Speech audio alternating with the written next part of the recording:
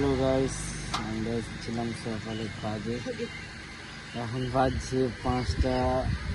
তো একটা কামরাতে কাজ ছিল, সে কাজে আমি উঠেছিলাম।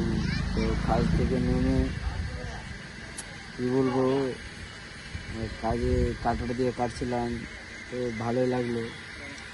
কাটতে কাটতে হঠাৎ যেন দেখি আমার হাতে একটা বেনি ঢুকে গিয়েছিলো।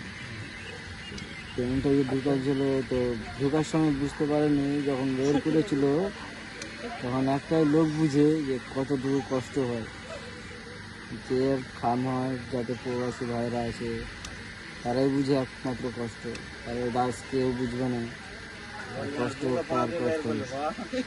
তো এতটা ভালো লাগে না এখন এই মুহূর্তটা আমাকে। সকালে অনেক ভালো লাগছিল, এখন মনে হচ্ছে ভূতির আমার কেমন করছে। তো তুমি বলছো যে, জানি তোমরা বলতে পারো, তুমি এখন বলছো যে হাত খাম হয়ে গেছে, তুমি দেখাবে না। দেখো গাইস, আমার হাত খাম হয়ে গেছে, তোমরা বিশ্বাস হতে করবে না।